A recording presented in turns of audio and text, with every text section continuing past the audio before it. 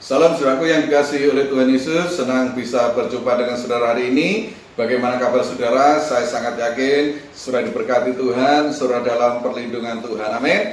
Mari kita berdoa sebelum kita dengar firman Tuhan hari ini. Terima kasih buat kesempatan yang indah Tuhan berikan kepada kami, untuk kami berkumpul dalam keluarga kami, untuk kami memuji dan menyembah Tuhan. Bahkan sebentar kami siapkan hati kami untuk kebenaran firman Tuhan.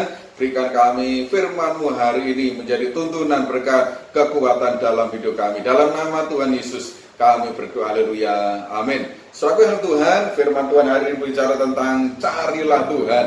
Ya, carilah Tuhan. Kita baca dalam kitab Amos pasal yang kelima, Amos pasal 5 ayat 4 sampai dengan ayat yang ke-6. Demikian firman Tuhan. Sebab beginilah firman Tuhan kepada kaum Israel, carilah aku maka kamu akan hidup. Janganlah kamu mencari Betel, janganlah pergi ke Gilgal, dan janganlah menyeberang ke Berseba. Sebab Gilgal pasti masuk ke dalam pembuangan dan Betel akan lenyap. Carilah Tuhan, maka kamu akan hidup, supaya jangan ia memasuki keturunan Yusuf bagikan api yang memakannya habis dengan tidak ada yang memadamkan bagi Betel. Amin. Saudaraku yang Tuhan, firman Tuhan ini adalah seruan Nabi Amos kepada umat Tuhan, kepada bangsa Israel, umat pilihan Tuhan. Kenapa di sana diserukan? Sebab beginilah firman Tuhan kepada kaum Israel, carilah aku. Dan ayat 36 dikatakan carilah Tuhan. Mengapa Nabi Amos menerima firman dari Tuhan? Supaya diserukan kepada umat pilihan Tuhan, supaya mereka mencari Tuhan. Carilah Tuhan, carilah aku. Kenapa? Saudaraku, kalau saudara baca dalam ayat-ayat yang sebelumnya, bahkan pasal yang keempat dan sebelumnya saudaraku, maka saudara akan dapati bahwa bagaimana Tuhan mengancamkan hukuman yang serius kepada umat Tuhan karena mereka telah melanggar titah Tuhan, melanggar firman Tuhan, tidak taat kepada peraturan-peraturan Tuhan. Bahkan mereka sudah menyembah kepada Baal-Baal, mereka mempersembahkan persembahan-persembahan kepada patung-patung, kepada Baal-Baal. Karena itu murka Tuhan akan dinyatakan bagi bangsa Israel, kepada umat pilihan Tuhan. Terus sudah baca dalam pasal 5 ayat yang ketiga, dikatakan kota yang menyerbu dengan, dikatakan berperang dengan 1000 orang akan tertinggal 100 orang saja, dan kota yang menyerbu dengan 100 orang akan tertinggal 10 orang saja. Selaku mereka akan mengalami kekalahan yang luar biasa. Mereka akan mengalami kekalahan. Kenapa? Karena mereka jauh dari Tuhan. Karena itu Tuhan melalui Nabi Amos menyerukan, carilah Tuhan, carilah aku, maka kamu akan hidup. Saudara Tuhan, kalau kita berbicara tentang hidup dalam bahasa Alkitab, maka hidup itu ada dua. Yang pertama ditulis dengan kata soe. Soe itu artinya hidup yang terbatas, hidup yang sementara dalam dunia ini. Kehidupan manusia di dunia ini terbatas. Firman Tuhan katakan paling lama 70 tahun dan selebihnya itu adalah penderitaan dan kesusahan. Dan hidup yang kedua itu ditulis dengan kata nefes. Nefes itu adalah hidup yang diberikan Allah untuk menghidupi manusia daging ini. Itu adalah roh Tuhan, roh Allah yang Tuhan taruh dalam hidup manusia. Nah, saudaraku, soe itu adalah kehidupan yang terbatas, tetapi nefes itu adalah kehidupan yang tidak terbatas. Roh itu akan tetap hidup untuk selama-lamanya. Nah, bagaimana kita sekarang ini sebagai orang percaya yang masih dalam dunia ini, saudaraku, apa yang kita kerjakan supaya di sana katakan kita memiliki hidup itu? Maka dikatakan carilah Tuhan. Saudaraku, carilah Tuhan. Ya, carilah Tuhan, carilah aku, kata Tuhan, supaya kita punya hidup. Yang dimaksud hidup itu adalah roh kita, supaya kita hidup untuk selama-lamanya bersama dengan Tuhan. Nah, saudaraku, kalau saya gambarkan kehidupan ini seperti sungai, maka kita mengalir dari hilir sampai ke hulu, saudaraku, dari hulu sampai ke hilir, maka di sana, saudaraku, kita harus isi dengan hal-hal yang baik dalam hidup kita, menjalani hidup dengan ketaatan kepada Tuhan, kepada mengasihi Tuhan, hidup dengan melakukan hal-hal yang mempermuliakan nama Tuhan. Kita melakukan sesuatu yang berhubungan dengan kekekalan, dengan surga. Saudara Tuhan, jangan sampai kita salah fokus, karena jika yang sementara ini berhenti, bukan berarti hidup ini berakhir. Saudaraku, justru kita akan memasuki kehidupan yang baru bersama dengan Tuhan. Ketika soe itu berhenti, bukan artinya hidup ini berakhir, tetapi justru kita akan memasuki suatu masa hidup yang baru bersama dengan Tuhan di dalam kekekalan. Karena itu saudaraku, apa fokus kita sehari ini? Kalau kita fokus kita hanya kepada soal kehidupan yang sementara ini, maka kita akan kehilangan surga. Tetapi kalau fokus kita hari ini adalah surga, maka saudaraku, kita akan hidup selamanya bersama dengan Tuhan. Saudaraku, jangan kita takut. Kalau kita fokus kepada surga, maka Tuhan akan menyediakan apa yang kita butuhkan dalam dunia ini. Soal kita akan dipelihara, dilindungi, disediakan oleh Tuhan. Kalau saudara baca dalam Matius pasal 6 ayat ke-33, di sana dikatakan, carilah dahulu kerajaan Allah dan kebenarannya, maka semuanya itu akan ditambahkan kepadamu. Saudaraku, fokus kita kerajaan surga, maka hal-hal yang kita butuhkan dalam dunia ini Tuhan akan sediakan. Kalau saudara baca dalam ayat yang ke-25, pasal 6:25, janganlah kamu khawatir akan kamu makan, kamu minum, janganlah kamu khawatir apa yang kamu pakai. Bahkan dalam ayat yang ketiga di 32 dikatakan, semua itu dicari oleh bangsa-bangsa yang tidak mengenal Allah. Tetapi Bapamu yang di surga tahu bahwa kamu memerlukan semuanya itu. Serahkan Tuhan, karena itu jangan kita fokus kepada dunia ini. Mari kita fokus kepada kerajaan surga. Supaya apa, saudaraku? Kita hidup selama-lamanya bersama dengan Tuhan. Mari kita belajar satu firman dalam Injil Lukas pasal yang ke-9. Injil Lukas pasal yang ke-9 ayat 57 sampai dengan 62. Di sana berbicara tentang hal mengikut Tuhan. Apa motivasi kita mengikut Tuhan hari ini, saudara? Ya, Tuhan mengajarkan kepada kita melalui pesan, melalui firman-Nya dalam Injil Matius pasal yang ke-9 ayat 57-52, ada dua yang kita pelajari di sana. Yang pertama, saudaraku, kita tidak mencari kesuksesan di dunia ini. Mengikut Tuhan, jangan mencari kesuksesan. Kalau saudara baca dalam Injil Lukas pasal yang 9 ayat 58, disana katakan, Tuhan Yesus berkata kepadanya, serigala mempunyai liang dan burung mempunyai sarang, tetapi anak manusia tidak mempunyai tempat untuk meletakkan kepalanya. Saudarakan Tuhan, ini berbicara bukan Tuhan Yesus itu sangat miskin, tidak. Tetapi saudaraku, fokus Tuhan ketika datang ke dalam dunia ini adalah untuk melayani Bapa. Sedangkan Tuhan melakukan kehendak Tuhan. Karena itu Tuhan Yesus memberikan gambaran kepada murid-murid yang bertanya, kalau saudara baca ayat 57, Tuhan, aku ingin mengikut Engkau kemanapun Engkau pergi. Saudaraku, seorang murid bertanya, Tuhan, aku ingin mengikut Engkau kemanapun Engkau pergi. Maka jawab Tuhan dengan tidak langsung, apa motivasi ikut aku? Kalau ikut mau aku ingin harta, ingin kekayaan, ingin kesuksesan, maka engkau salah. Karena serigala mempunyai liang, burung mempunyai sarang, tetapi anak manusia tidak memiliki tempat untuk meletakkan kepalanya. Sedangkan Tuhan ini berbicara tentang bahwa fokus hidup kita untuk mengiring Tuhan hari ini, jangan kita fokus pada kesuksesan.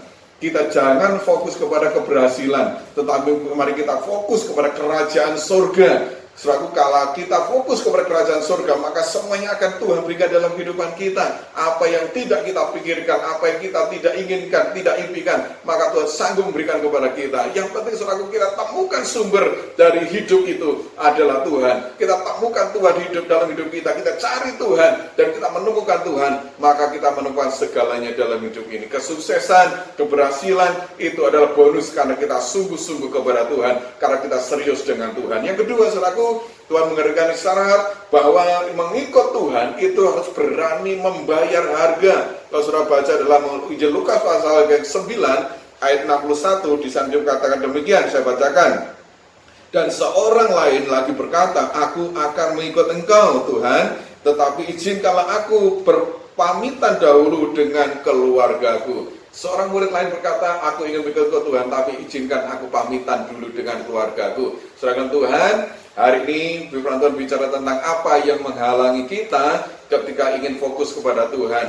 Apa yang menjadi penghalang dalam hidup kita ketika kita ingin sungguh-sungguh mencari Tuhan. Sedangkan Tuhan tanpa kita sadari selalu ada saja yang menghalangi langkah kita ketika kita ingin serius kepada Tuhan. Ketika saudara ingin berdoa, maka ajar saja hal-hal yang menghalangi untuk saudara dapat berdoa. Ketika saudara ingin melayani, maka ada hal saja yang Tuhan izinkan atau mungkin yang di lingkungan kita yang mengganggu untuk kita melayani Tuhan. Sedangkan Tuhan, hal ini merupakan suatu harga yang harus kita bayar, karena kita harus berkata tidak kepada setiap apapun yang menghalangi dalam langkah iman kita kepada Tuhan. Sedangkan Tuhan, ayatnya mengatakan, biarkan aku pamitan dulu dengan keluargaku. Sedangkan ini harga yang dibayar. Bahkan dalam Tuhan dikatakan dalam ayat yang ke-62, apa tanggapan Tuhan Yesus? Tetapi Tuhan Yesus berkata, setiap orang yang siap untuk membaca tetapi menoleh ke belakang tidak layak untuk kerajaan Allah. Saudaraku, dengan kata lain Tuhan Yesus, nggak usah pamitan, ya nggak usah pamitan. Kenapa? Kalau kau menoleh ke belakang, kau nggak layak untuk kerajaan Allah. Sedangkan Tuhan Yesus sangat tegas. Artinya kita berani membayar harga untuk sebuah ketaatan, untuk sebuah pengirian kita kepada Tuhan, untuk sebuah kesungguhan kita dengan Tuhan. Ketika kita mencari Tuhan, kita ingin berusaha menemukan Tuhan dengan sungguh-sungguh, maka di sana ada harga yang harus kita bayar, dan kita harus berani membayar harga itu. Kenapa? Karena kalau kita berani membayar harga, maka hasilnya luar biasa. Sudah baca dalam Injil Matius pasal yang ke-19, Matius 19 ayat 29, di sana dikatakan demikian, dan setiap orang yang karena namaku meninggalkan rumahnya, saudaranya laki-laki atau saudaranya perempuan, bapak atau ibunya, anak-anak atau ladangnya, akan menerima kembali 100 kali lipat dan akan memperoleh hidup yang kekal. Wow, ini luar biasa. Saudara Tuhan, ketika kita berani membayar harga, meninggalkan semua itu, saudaraku, maka di sana katakan engkau akan memperoleh 100 kali lipat dan memperoleh hidup yang kekal. Saudara Tuhan, bukan artinya kita kemudian membenci saudara kita, membenci orang tua kita, meninggalkan mereka, tidak peduli kepada mereka. Tidak, tetapi ini berbicara tentang fokus hidup kita hari ini. Ya, Tuhan ajarkan kita tentang fokus hidup kita hari ini, dan Tuhan ajarkan tentang kita berani membayar harga untuk hal-hal yang menghalangi kita dalam hubungan kita dengan Tuhan. Kita harus berani berkata tidak, aku mau berdoa, aku mau melayani, aku mau beribadah kepada Tuhan. Apa-apa yang menghalangi kita harus tinggalkan untuk sebuah hubungan kita dengan Tuhan. Kalau ini kita lakukan, maka bisa katakan engkau akan memperoleh 100 kali lipat. Bahkan engkau akan memperoleh kehidupan yang kekal, hidup yang kekal, nefas itu akan berikan dalam kehidupan kita. Serahkan Tuhan, karena itu mari kita belajar hari ini, carilah Tuhan. Apapun yang kita hadapi hari ini, dalam segala masalah, pergumulan, masa-masa yang sulit hari ini, saudaraku, tidak ada jawaban lain kecuali Tuhan. Ketika kita fokus kepada Tuhan, maka hal-hal yang dunia, yang ini, maka Tuhan menjadi bagian Tuhan untuk berikan dalam kehidupan kita. Mari kita mengikut Tuhan dengan motivasi yang benar. Jangan mencari kesuksesan, jangan kita hanya menggerak hal-hal yang dalam dunia ini, tetapi mari kita berani membayar harga untuk pengiringan kita kepada Tuhan dengan kesungguhan hati kita. Maka Tuhan dikatakan kita akan menerima 100 kali lipat, bahkan kita akan memperoleh hidup yang kekal. Amin. Tuhan memberkati kita semua. Mari kita berdoa. Terima kasih buat kebaikan Tuhan. Terima kasih buat firman-Mu hari ini. Ajar kami terus mencari Tuhan, menemukan Tuhan dalam hidup kami. Bahkan hal-hal apapun yang menghalangi dalam hidup kami kepada Tuhan, hubungan kami dengan Tuhan, dalam doa kami, dalam pujian sembahan kami, dalam ibadah kami kepada Tuhan, dalam pelayanan kami ke Tuhan. Ajar kami untuk berani menanggalkan itu semua, membayar sebuah harga, karena di sana Tuhan janjikan kami akan memperoleh 100 kali lipat, bahkan kami akan mendapatkan hidup yang kekal. Terima kasih Bapak Roh Kudus, menyerahkan firman-Mu menjadi tuntunan, berkat, kekuatan dalam hidup kami. Menyerahkan keluarga kami, jemaat-jemaat Tuhan yang sudah beribadah pagi hari ini. Tuhan memberkati kami semua. Kami sangat yakin apa yang kami kerjakan berkat kepada Tuhan, dan seperti janji-Mu Tuhan, Engkau akan memberkati setiap kami. Terima kasih Bapak, terima kasih Tuhan yang tahu segala pergumulan jemaat Tuhan, apa mereka hadapi hari-hari di masa-masa yang sulit. Ajar mereka terus mencari Tuhan, mengutamakan Tuhan, dan kami sangat yakin apa yang dibutuhkan, diperlukan, Tuhan yang menyediakan. Terima kasih Bapak, terima kasih. Aku berdoa bagi persembahan jemaat Tuhan yang diberikan dengan hati rela dan sukacita, kembalikanlah berlipat kali ganda seperti janji Tuhan. Bahkan di tengah-tengah pandemi virus corona, hamba mintakan perlindungan Tuhan senantiasa. Jagai kami, keluarga kami, jemaat-jemaat Tuhan dimanapun mereka berada. Jauhkan segala sakit, penyakit, virus corona, mara bahaya apapun mengganggu, tolak semua dalam nama Tuhan Yesus. Tutup bungkus kami semua dengan darah Tuhan. Kami aman dalam perlindungan Tuhan. Terima kasih Bapak, terima kasih. Terima kasih Tuhan. Kami bersyukur hari ini kami bersyukur dengan Tuhan. Mari angkat tangan pada Tuhan dan terimalah berkat Tuhan. Tuhan memberkati engkau dan melindungi engkau. Tuhan menyinari engkau dengan wajahnya dan memberi engkau kasih karunia. Tuhan menghadapkan wajahnya kepadamu dan memberi engkau damai sejahtera. Terimalah berkat Tuhan. Biarlah damai sejahtera, sukacita, anugerah yang daripada Allah Bapa, cinta kasih Tuhan Yesus dalam persoalan Roh Kudus akan tetap menyertai kita mulai sekarang sampai Maranatha, Tuhan Yesus datang yang kedua kali. Berkat ini kan menyertai dalam setiap pribadi saudara, keluarga rumah tangga saudara, dalam pekerjaan saudara, dalam pengiringan pelayanan saudara, dalam studi sekolah anak-anak saudara, apapun yang saudara kerjakan, Tuhan memberkati dan Tuhan buat berhasil. Terima kasih Bapak, segala pujian, syukur dan doa berkat kami naikkan hanya bagi Bapak di surga. Dalam nama Tuhan Yesus kami sudah berdoa, semua diberkati, katakan amin. Selamat beraktivitas dan Tuhan memberkati kita semua. Salam.